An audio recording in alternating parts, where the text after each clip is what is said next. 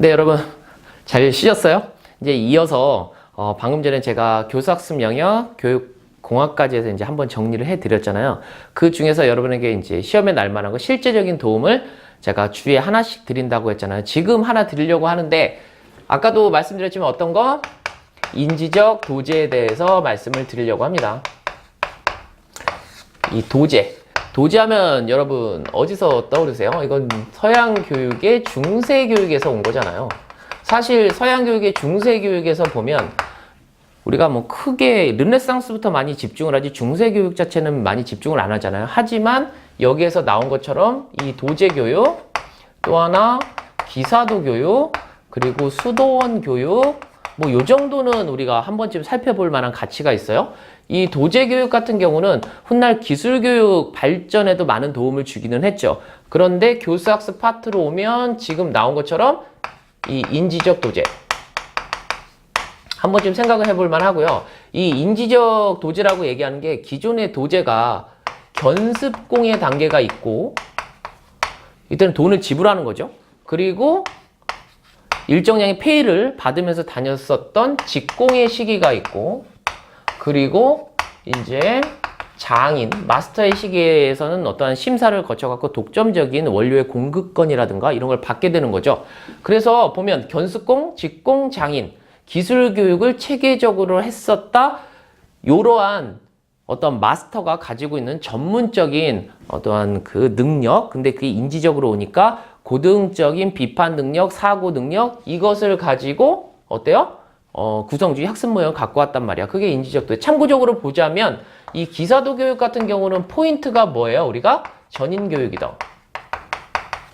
우리나라로 치면 한국교육사의 화랑도 교육과 매칭되는 바가 크죠. 여기에서 보면 시동의 시기가 있어요. 이때는 여러 가지 우리가 그 정의적 영역 발달이라든가 뭐 시도 배우고 뭐 승마도 배우고 그래서 여러 가지 7가지의 기회를 배우고 그 다음에 입문식이라는 것을 거쳐서 그 다음 기사가 되는 이 시스템으로 되어 있고요. 수도원 교육 같은 경우는 중세에 지금 우리가 서양 교육사 하는 건 아닌데 나왔으니까 참고적으로 수도원 교육 같은 경우는 나중에 대학 교육 발전 그리고 7자유과의 형성 이게 이제 공고히 되는 거죠. 원래 그리스 히랍 교육부터 전통들은 만들어졌지만 이 수도원 교육에서 정원과정과 내원과정 이걸 구분해서 외원과정, 정원과정과 외원과정 그 외원과정 같은 경우는 라틴어도 가르치고 기타 등등 여러 가지의 그 커리큘럼이 나오는데 그 핵심이 됐던 게 7자유과고 이게 후에 무엇으로? 교과 중심 교육과정으로 이렇게 현대까지 이제 이루어지는 거잖아요. 뭐 이렇게 얘기해갖고 돌리면 사실 교육학의 또 전반적인 시스템을 한 번쯤 돌려줘야 되고 왜 7자유과가 유용한지에 대해서 뭐 형식 도야설, 뭐 로크에 대한 뭐 이야기라든가 로크는 뭐 사회적 실학주의자였고 뭐 어떻게 해서 우리의 교육 목적이 바뀌었다 얘기하면 한두 끝도 없으니까 여기서 일단 정리를 할게요. 그래서 인지적 도제는 우리가 보면 뭐 인지심화를 추구하는 구성주의 학습 모형이다. 그래서 여기서 보면 대표적인 학자 이걸 연구한 사람이 콜린스라는 학자가 연구를 합니다. 요즘에 문제 트렌드가 학자 한 명이 나오죠. 콜린스가 연구를 해. 그런데 우리가 보면 이거 같은 경우는 이 개념 설명이 날 것 같아. 여러분 보면 개념 설명. 왜냐하면 명칭은 일반적으로 너무 평이하기 때문에 개념 설명을 해주는데 이 개념 설명을 어떻게 해주느냐 여기서 보면은 이제 여기서 그 말 그대로 중세의 이 도제 교육에서 이제 모티브를 삼아서 교수자 또는 전문가라는 말을 써줍니다. 전문가가 하는 고등 사고 능력을 누구에게? 학습자가 할 수 있도록 인지적인 심화를 촉진하는 구성주의 학습 모형이다. 이렇게 써주면 돼요. 여기서 보면 키워드가 중세의 인지적 도제에 차가 나요. 교수자, 전문가가 하는 고등 사고 능력을 학습자와의 상호작용을 통해서 그들의 인지적 심화를 신장시켜 줄 수 있도록 고안해낸 구성주의 학습 모형이다. 여기서 보면 상호작용을 우리가 강조하기 때문에 어디서부터 출발을 합니까? 사회적 구성주의 비고츠키의 이론을 이제 가지고 옵니다. 그래서 비고츠키의 사회적 구성주의에 입각해서 만들어진 것이다. 그 모티브는 중세의 이 도제 교육에서부터 이제 유래를 한다. 그리고 교수자 그리고 학습자를 넣어서 개념 설명을 하면 되고, 그 다음에 여기서 이제 출제될 것은 이거예요. 이중적인 교수 학습 모형이다. 이 부분이에요. 이중적이다. 왜 이중적이야? 여기서 보면은 모커스 명반탐이라고 정리를 해둡니다. 이 사이에는 뭐가 있어? 여기서는 감소, 조력의 감소라고 얘기하는 페이딩이 하나 들어와요. 그럼 보면 조력의 감소. 그러니까 모커스라는 교수자 중심의 연역적인 방법으로 시작을 합니다. 그런 다음에 교수의 말미는 학습자 중심의 명반탐이 이루어지면서 귀납적으로 마무리가 되는 모형이다. 그래서 보면 이 비고츠키의 어떠한 그 사회적 구성주의에 착안을 했다. 그리고 이 개념을 갖고 한번 써주면 인지 심화를 촉진한다. 여기서 보면은 이 교수자 전문가의 고등정신 사고 능력을 이제 습득할 수 있다. 이런 거 다 특성이에요. 여러분 보면 제가 강조드리는 것은 교육학을 공부할 때 너무 난삽하게 정리 안 된 방식으로 공부하면 안 되고, 자기가 알고 있는 최소한의 핵심 개념, 그러니까 그 어떤 경제성을 살려서 알아야 되고, 그것을 부채살 펼치듯이 쫙 펼치면서 이제 공부를 하면 여러분 답안을 작성하는 데서 완벽한 거예요. 제가 모의고사를 보고 여러분 프리특강을 보고 여러분 첨삭을 해드리면요, 알긴 아는 것 같은데 비교적 공부를 많이 했음에도 불구하고 핵심 키워드가 하나도 이제 들어가지 않고 이제 반영이 안 돼. 그런 사람들의 대부분이 이제 수박 겉핥기식으로, 그러니까 앞이 안 보이는 사람이 마치 코끼리의 일부분을 만진 다음에 이렇게 뭐 코끼리를 얘기하는 것처럼, 그런데 그럴 게 아니라 전반적인 내용도 알지만 핵심적인 것은 정리를 하고 있어야 된단 말이야. 제가 그래서 여기서 나면 시험 문제 이거 개념 하나 나고, 그 다음 특성에 대해서 날 건데, 그 특성은 전반적으로 드러나기 때문에 그걸 정리를 해서 써주기만 하면 된다. 그럼 다시 왔습니다. 이중적 교수학습 모형인데, 여기서 보면 이 파트 자체가 뭡니까? 여기는 교수자 활동이야. 그리고 이 파트 자체는 어디 활동이야? 여러분 보면 학습자의 활동입니다. 이거 두 가지씩 이상, 세 가지인데, 요 세 가지인데 두 가지 이상씩 쓰라고 문제에 날 것 같아, 안 날 것 같아? 이걸 물어보게 되어 있어요. 여기서는. 그러면 모커스가 뭐예요? 여러분 보면 그거 풀어서 한번 말씀을 드릴게요. 모커스가 뭐야? 여기서 보면 모델링을 얘기한다. 모델링 쓰면서 교사에 뭐 들어가면 되는 거야? 여러분 시범이라는 말을 넣어서 보여주면 돼. 근데 지금 이게 뭐야? 인지적 도제잖아. 문제를 해결하는 교사의 인지적 모델링을 보여줬다. 라고 이렇게 얘기를 하면 되고요. 그리고 이제 그 다음에 이제 나오는 것은 여러분 보면은 코칭. 코칭이라고 얘기하는 것은 뭐예요? 이 말이 들어가면 되는 거예요. 수행 설명이라는 말. 그렇다고 또 이제 이게 개조식으로 쓰는 게 아닌데 수행 설명 이렇게 쓰지 말고 전반적인 학습의 과정에서 그 수행에 관해서 언어적으로 잘 풀어서 설명해 주는 것 같고 우리가 코칭. 그래서 이것은 뭐 쉽게 얘기하면 학습자의 좀 개별화된 지도가 될 수도 있겠죠. 그리고 그 다음에 나오는 게 스캐폴딩에 대해서 써줍니다. 여러분 보면 스캐폴딩. 스캐폴딩은 이게 들어가면 돼. 과제를 통한 조력. 학습자가 실제적으로 과제를 수행하는 데 있어서 여러 가지 폭넓은 조력을 주는 거야. 그걸 갖고 우리는 뭐라고 얘기합니까? 스캐폴딩이라고 이렇게 이야기를 합니다. 근데 나중에 보면 이 스캐폴딩이라고 하는 게 비계 설정을 갖고 얘기하는 거잖아요. 아주 폭넓어. 여기 그 안에 코칭도 들어가고 뭐 기타 등등 소리내서 말하기라든가 뭐 많이 들어간단 말이야. 그런데 여기에서 보면 이렇게 끄집어낸 거야. 그러니까 이걸 갖고 뭐야? 구성주의 학습 모형이라는 말을 쓰잖아요, 여러분. 모형은 다른 말로 뭐예요? 구체적인 단계를 끄집어냈단 말이야. 그래서 우리는 이렇게 세 가지 이것을 이제 알아야 되고요. 그리고 그 다음에 이제 명료화라는 게 나옵니다.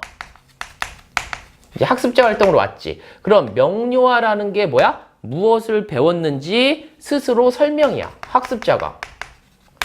스스로 설명을 해봐야 돼. 그걸 갖고 이제 명료화라는 걸 하고요. 그 다음에 반성에 대해서 이제 나옵니다.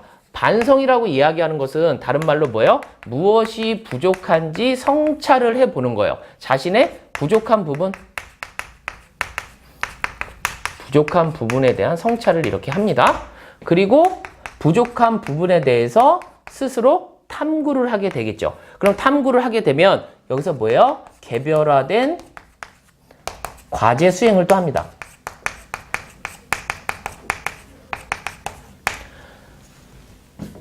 교수자가 모델링 보여주고 코칭해주고 스캐폴딩 해주면 여기서 학습자는 자기가 그 배운 바에 대해서 체계적으로 설명을 해보고 무엇이 부족한지 반성을 해보고 개별화된 새로운 과제를 탐구한다. 그러면 이 사이에서 뭐예요? 있는 것은 이 조력이 점차적으로 어떻게 돼요? 감소되어 간다. 이걸 갖고 우리는 페이딩이라고 얘기해 주는 거죠. 그래서 일부 교사 그리고 2부 학생 뭐예요? 1중이야 2중이야? 이중적 교수학습 모형이라고 얘기한다.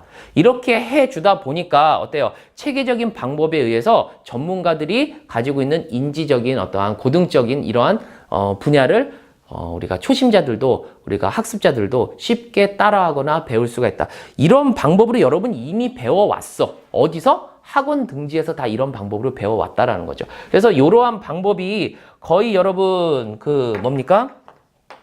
중점적으로 우리가 쓰이는 이게 다음에 이제 상보적 교수에 대해서 한번 살펴볼게요. 상보적 교수 파트로 오면은 이것은 교수 또는 상보적 교수 전략이라는 말을 많이 써요. 전략. 레시프로컬이라고 얘기하는데 그건 레시프로쿠스라는 말에서 왔어요. 그것은 서로에게 똑같은 것을 나누어 준다라는 의미를 가지고 있거든요. 근데 우리가 이거 대표적인 사람은 우리가 펠린샥, 또 브라운 이런 학자들이 연구를 합니다. 대체적으로 보면 학교 학습에서 왜 이렇게 실패하고 있느냐를 모든 교육자들이 연구를 하죠. 근데 관심을 가졌던 게 바로 뭐예요? 학습자들의 독해 능력이 있었어요. 이게 떨어진단 말이야. 근데 이게 왜 떨어질까를 고민을 합니다. 왜요? 효과적인 전략이 없더라.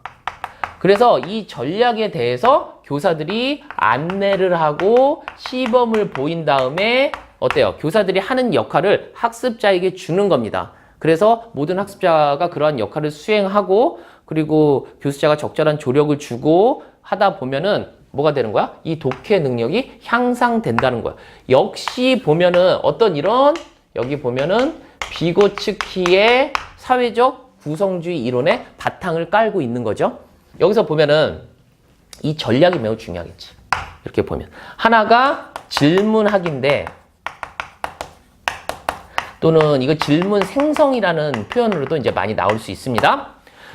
교사가 어떠한 그 내용에 대해서 우리가 같이 읽어요. 내용에 대해서 같이 읽고 그 내용을 확인하기 위해서 뭐 합니까? 이 질문을 생성하겠지. 그죠? 그 다음에 질문을 생성하고 여러 가지 이야기들이 나오면 그 다음에는 뭘 합니까? 우리가 요약이라는 걸 합니다.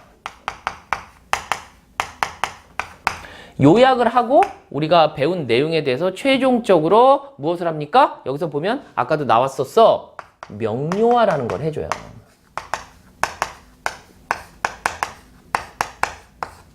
명료화까지 했으면 마지막은 뭐야? 미래에 대해서 우리가 읽은 이 글이 우리에게 어떠한 영향을 줄까? 그러니까 가장 중요한 게 뭐야? 우리가 배운 점이 느낀 점을 갖고 우리 앞으로 어떻게 될까를 한번 생각해 보는 거잖아. 그 전략을 갖고 우리가 예측하기라고 이야기를 합니다. 이 네 가지의 전략인 거야. 이 네 가지의 전략을 어때요? 교사가 뭘 해주는 거야? 시범을 보여주고 맨 처음엔 같이 할 수도 있고 그 다음에 학생 대표에게 이것을 가르쳐 줄 수도 있습니다. 그래서 가장 좋은 건 나중에 어떻게 되는 거야? 조력을 완전히 이거 역시도 감소시켜서 누가 이러한 역할을 학습자가 수행하도록 해줍니다. 전반적인 틀은 제가 왜 같이 묶어서 설명을 해주겠어요? 우리가 보면 인지적 도제와 같다. 요거 인지적 도제와 비슷해요. 그런데 여기서 보면 독해 능력 향상을 가지고 무엇이 등장을 합니까? 요 네 가지. 요게 킬링 파트야, 여러분. 그래서 질문하기, 요약하기, 명료하기, 예측하기. 질문하고 요약하면 명예가 따라온다. 이렇게 외우시던가요? 여러분 보면 여기서 보면 모코스, 페이딩 명반탐 이렇게 외우시든가 하면 이제 다 내용이 됩니다. 그래서 이거 역시도 시험 문제 나면 요거는 뭐야? 요거 독해 능력 향상. 그러니까 대체로 학습자가 좀 어리겠죠. 어린 학습자들의 독해 능력 향상. 여러분 보면 독해 능력이 돼야지 그 다음에 그것을 이해해서 자신의 말로 표현할 거 아니에요. 그래서 이 어떠한 읽기 능력, 독해 능력이 모든 학습의 기본으로 보고 펠린샤와 브라운이 연구를 해서 여기 보면 이 교수자가 선생님이 하는 것을 학습자에게도 이렇게 할 수 있도록 그것을 어때요? 우리가 전수하자. 그래서 전수하는데 어떤 것을 어떠한 방법을 전수할 것이냐 이 네 가지의 전략을 가지고 합니다. 그런데 이건 단점이 하나 있어. 여기 이제 또 두 번째 킬링 파트입니다. 가장 유용한 게 6에서 8. 요 정도의 인원이 하기에 적당하단 말이야. 그렇지 않을까요? 같은 내용을 읽어보고 쉽게 얘기해서 독서를 통한 어떠한 상보적인 언어적 대화를 가지고 이야기하는데 이게 너무 많아버리면 할 수가 없잖아요. 시끄럽기만 하고. 그래서 지금 우리 같은 경우는 한 25명 내외로 되니까 이것을 극복해주기 위해서는 이러한 것을 어떻게 해줘야겠어요? 단점? 소집단의 협동학습을 가지고 우리가 이 단점을 극복해줘야 됩니다.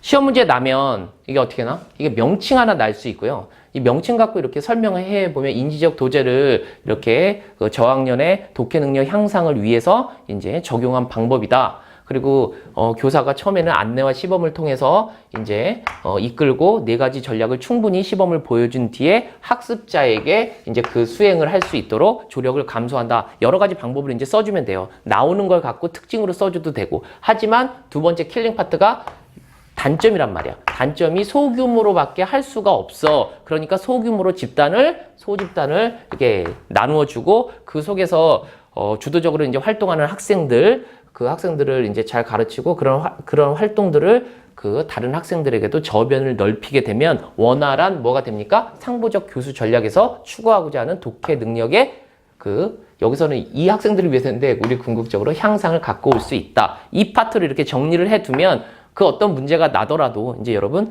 큰 어떤 어려움은 없을 겁니다. 한번 제가 다시 끝으로 정리를 해드리도록 하겠습니다. 인지적 심화 모형.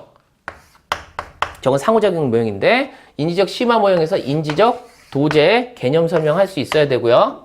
그리고 여기서 보면 이거 매우 중요해. 시험 문제 나면 이렇게 낼 것 같아. 여기서 보면 이중적 교수학습 모형인데 교수자 활동 이 세 가지 중에서 한 두 가지 쓰라고 할 것 같고 개념 쓰라고 하는 거 한 1점 여기서 보면 두 가지 쓰라고 하고 여기 두 가지 쓰라고 하고 그러면은 뭐야 여기서 각각 점수가 두 개 하면 0.5점씩 줄래나? 하여튼간 해서 하고 아니면 개념 설명 명칭하면 2점 2점 해갖고 아니면 특성을 쓰고 교수자 활동 쓰고 하면 이게 1점 1점 개념 1점 특성 쓰라고 하는 거 한 두 가지 이상 쓰라고 하면 1점 그리고 여기서 보면 교수자 활동 1점 그리고 학습자 활동 1점 이렇게 저 같은 경우는 이제 모고 문제 내면 그렇게 내겠다 여러분한테 이렇게 내고요 그리고 이거는 여러분 잘 알아둬야 되고 요 킬링 파트 요 설명 다 들어가야 돼 요 설명 한 줄씩 설명하면 키워드가 들어가 있는데 말로 요거 제가 이제 정리해 드린 거 나중에 요거 헷갈리는 사람도 있더라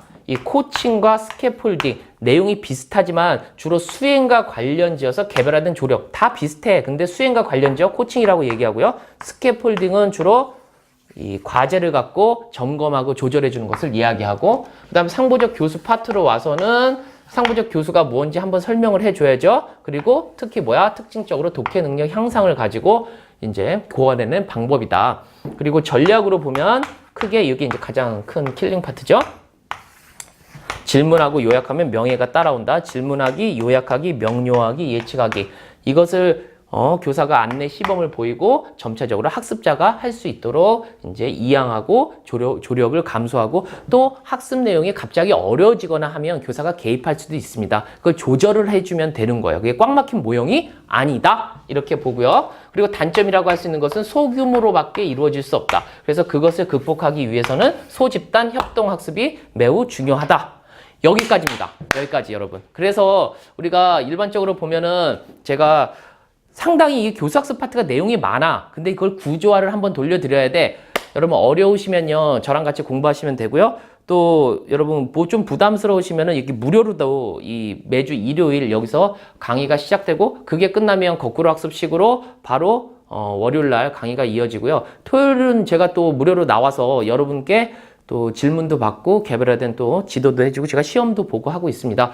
여러분 모두 교육학은 걱정하지 마시고요. 다 19점, 20점 맞게 해드릴 테니까 전공 열심히 공부해서 1차 합격하고요. 2차에서 제가 신박한 도움을 드리도록 하겠습니다. 여러분 고생 많았습니다. 안녕!